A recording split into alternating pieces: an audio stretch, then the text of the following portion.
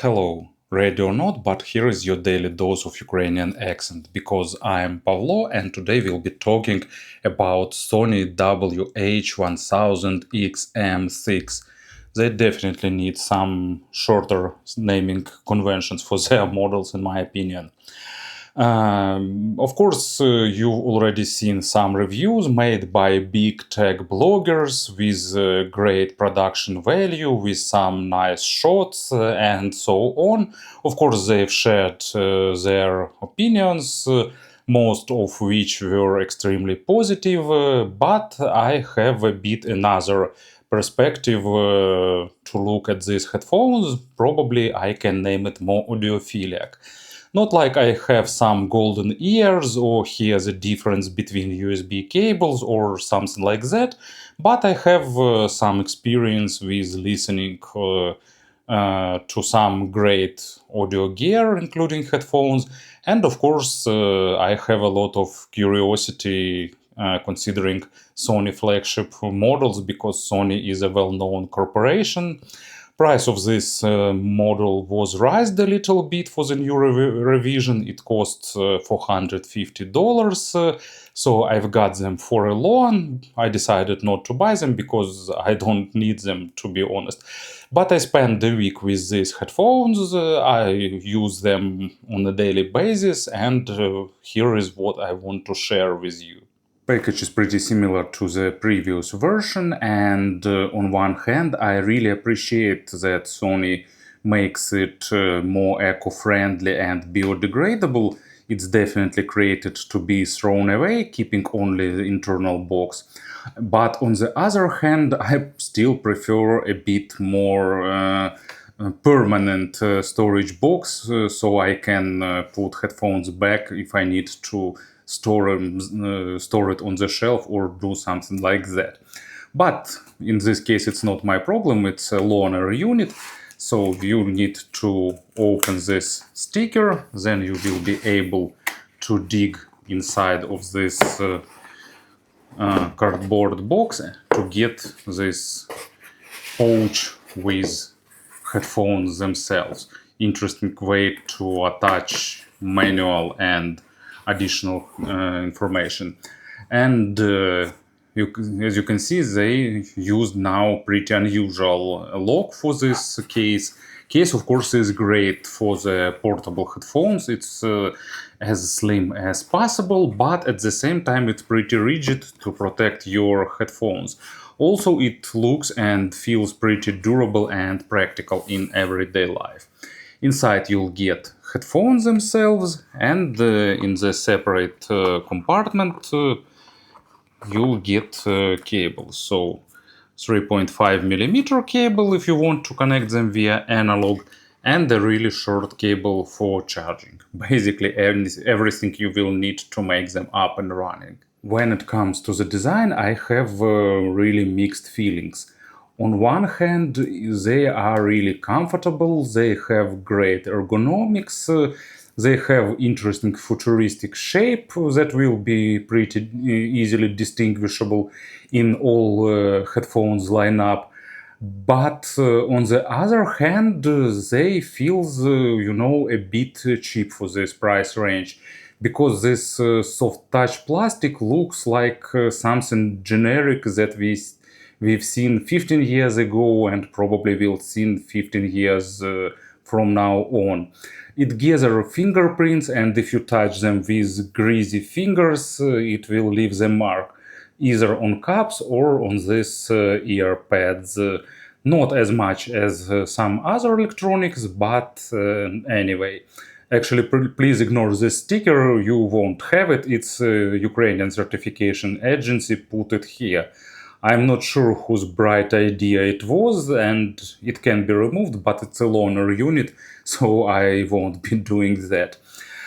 And they sometimes give you some squeaking and rattling sound when you try to open them wider, for example, so it doesn't sound really convincing. But I hope that Sony gathered feedback from the previous versions and made them durable. I'm not sure do they have any metal here in the construction, but weight is really light, and the head pad is really soft, so it distributes weight really well. But at the same time, this material feels, like some kind of artificial rubber, and if you don't have a lot of hair on your head, you probably will get this heating effect where it touch your skull. But it's not an issue for me, but my bald friend complained about that. They don't have any fixator for the size adjustment, so it gives me a bit of OCD because I can't be equal on both sides, just eyeballing it, and they just smoothly slide. So you can put them on your head and pull them down while you reach your comfortable level. They can be folded inside, which is pretty good for portable headphones, and it's almost must-have feature. And the cups can be rotated, and they rotate in the proper direction, at least what I consider a proper direction, because you can carry them on your neck and you can rotate them with ear pads to your chest and the bottom of the cups outside of you.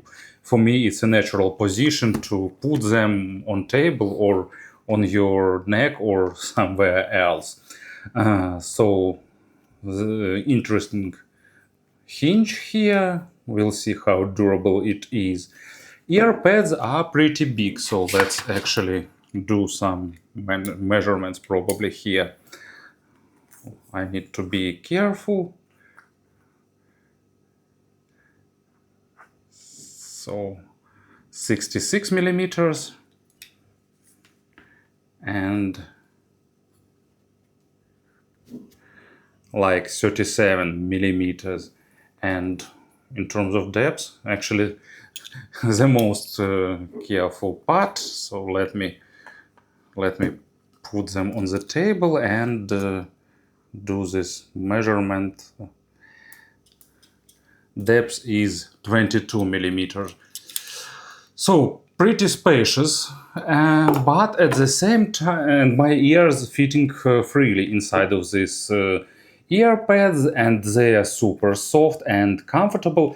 But at the same time, this material is definitely something unappealing, both in terms of look, and also my ears are really overheating with inside of these cups pretty fast. Maybe it's just my issue, but I just need to tell you about that. So on the left cup we have on-off button. It also used for pairing, and the noise cancelling ambient button. Single press just cycles through these modes, and you can adjust double and triple press in the application. Also here you'll get analog connection. And on the right cup you have USB Type-C for charging. The work time, of course, is exceptional. I've got more than 30 hours with active noise cancelling. As for active noise cancelling, it's the best I've heard so far. It's better than AirPods Max, it's better than my old Bose Quiet Comfort. Maybe new version of Bose have better noise cancelling, but unfortunately I didn't test them. So far it's actually, simply put, it's the best active noise cancelling I've heard so far. It's really good both in terms of some monotone noise like rumbling of motors and stuff like that, and with some random noises. Transparency mode is kind of okay, but I've got some kind of static hum, and it's a bit irritating and making it less useful. So in terms of transparency, they are behind my AirPods Max. Probably for some people, the feature of adjustable transparency and active noise cancelling can be useful, because with their companion app you can like automatically switch these modes, but for me it's just a complication of the setup and not necessary feature. Also, of course, you getting features like automatic pause, also automatic transparency mode when you are on the call, or when someone is talking to you or you start talking, they can activate transparency instantly. So all that modern software features are here and present. They hold connection really well, and delay is pretty low. They have Bluetooth low energy support, but there are not much devices that supports transmission with this protocol. But you getting like future-proof model that will be able to utilize this feature if you'll get some source with this protocol, which makes a lot of sense both in terms of delays and energy consumption. Here is a companion app. Probably I won't be doing full walkthrough because it has tons and tons of features, probably the most feature-packed application. On the positive side, now it doesn't require you to log in or create account, and you can change basic settings without that. And you will have to log in if you want to use things like automatic profile switching and backup restore of your settings. So you can control here ambient sound and equalizer, adaptive sound control you can turn on and off. That's when it changes profiles automatically, speak to chat and so on. You can customize this screen if you want. So if you press equalizer, you can select one of the settings and you can go to the device settings. So here is equalizer, you can adjust it. Find your equalizer, you will be listening to some music fragments and will select which one is better for you, and it will adjust equalizer based on your settings. Spatial sound supported and measured Bluetooth connection quality you can select, and DSEE Extreme, it's that Sony automatic sound adjustment that they are developing for many years. Some other settings you can control it here, like connection settings, what to do with buttons, and in services they promote some Sony's partners. So basically, pretty nice application, but overloaded with features. So it depends whether you like digging into many settings or not. Here is our traditional microphone test. I am recording this part of the video with headphones on my head using their built-in microphones. And I won't apply here any gain correction or equalization, so this fragment will give you an idea how their microphone sounds. To speak about the sound of these headphones, we need to kill our inner audiophiles. When it comes to Bluetooth headphones, Sony never was an audiophile company because they had tons of great products created for those who need the maximum sound quality. But they oriented their Bluetooth headphones towards mass market. They always were kind of bassy, a bit warmer sounding, focusing on punch and impact. But here they've made a step even further in this direction. They made the mids warmer. They lowered the detalization compared to the XM5 a little bit and created even more fun signature for those who like bass, for those who like impact, and for those who like comfortable listening. And of course we have a slightly boosted upper mids and lower treble to compensate bass and give you nice sense of airness for the percussions and stuff like that. So I recommend to use equalizer with them to reduce bass a little bit, unless of course you like the bass, and in this case of course you will totally love this model. But let's talk everything about the sound step by step without equalizer and with DSEE off, so without any enhancements in the sound. Bass goes really deep. They definitely have some DSP to reconstruct a deeper layer of bass and boost it, and deeper layers of bass are almost always present. They are not super dominating, but you always getting that sense of firm foundation. It sounds really fun from time to time, but if you like some, I don't know, classical music, instrumental music, some fast metal, it actually became a bit fatiguing, this dominance of deep bass, because all instruments that fitting into the lower register, they are pushed forward, they are taking first stage. It's fun for many genres like electronic music, hip hop, pop music. But for example, for double bass, it's fun for like few minutes, but then it became a bit annoying. And here is an example: Musica Nuda, say Forte, Papà. Pretty good amount of small nuances and nice textures to represent double bass, but at the same time, this double bass is moved forward. And unless you use equalizer to reduce bass, it will become like omnipresent and shadowing vocal here. But at the same time, if you are a bass head, all that won't apply to you. You will like these headphones because bass is really firm with nice punch and sense of rumble. Not the most detailed, but still with good resolution. Mids are on the warmer side. To be honest, I'm not sure why Sony did that, why they reduced resolution a little bit to add a bit more weight and warmth. For some genres and for some music, it's really playing well, adding more weight to the vocal and to some instruments. But for all music that requires some technical performance, it's a bit of drawback. And actually, that's not something that is easy to fix with equalizer, because from time to time you will lack clarity and definition.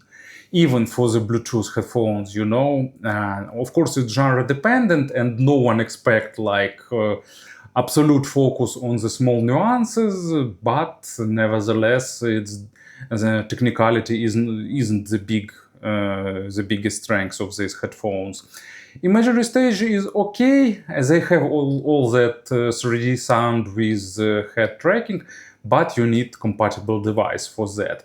But imaginary stage is a bit above average in width and about average in depth, so pretty okay for the closed back headphones oriented towards warmer sound signature. And the example here will be Ritual by Annihilator, fast metal with catchy tunes, and that's an example where they're lacking a bit of clarity because drums and bass guitar sounds nice, vocal is also more or less okay, but guitars, especially during the solo part, noticeably lacking resolution. And the treble is kind of okay for these headphones, for the Bluetooth in general. Extension is not maximum, even in the Bluetooth world, but they are nicely balanced. They giving you a good crispness and clarity and nicely play basic overtones, but at the same time not forward and fatiguing. You can boost them a little bit to get a bit more extension, but still not most extended treble. Also, there is a bit of noticeable simplification in the upper treble, but these headphones are not created for the genres that are that have good upper treble. And here is an example. Pink Floyd, Time. Nice intro sounds really nice with that massive sound of low frequencies with good spaciousness. Also, different effects that hitting upper mids and treble area are also pretty nice. But at the same time, I must admit that guitars also lacking clarity here. So to summarize everything, headphones great for like modern genres and music, and not created for audiophiles. Speaking about comparisons, I'm limited a little bit because I didn't test a lot of popular models, but comparing with those models I've tested. So my Bose quite comfort. They are more mid-centric, they are more focused on the mids and the treble. They are worse in terms of active noise cancelling, but it's not the latest offer from Bose. Probably their recent versions offers better noise cancelling, but I haven't tested them. Sennheiser Momentum wireless, I don't remember, third or fourth version, the latest one. They are better in terms of sound, it's more balanced, but Sony definitely beats it in terms of microphone quality and noise cancelling. And if you want like bassy sound, of course Sony will be better if you want some bassier model. Apple AirPods Pro, actually they sound more balanced to my ears, but here you'll get better noise cancelling and worse transparency mode. Also, my subjective opinion in terms of build quality, AirPods are one of the best models on the market, but this model is lighter and feels lighter on your head.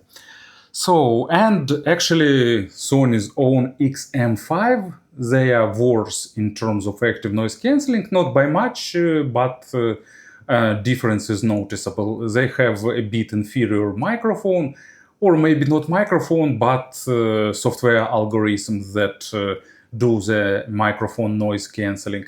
But at the same time, they, in my opinion, they offer more balanced sound signature if you want less warmer sound and more natural one. So if you get them with discount on some sale, it's a great option to consider if you want something by Sony.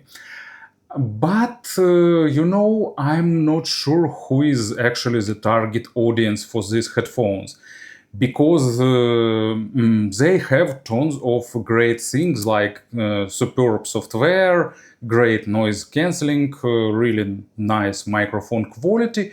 But in terms of sound, actually in like $150 to $200 range, you can get like similar sound or even better. For example, that final audio that I reviewed sound more balanced to me as an audiophile and more natural.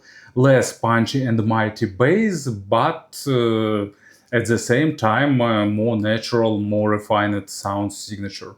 So I'm pretty unsure who is the target audience, probably those who are loyal to the brand, but my subjective recommendation, consider XM5 with a discount.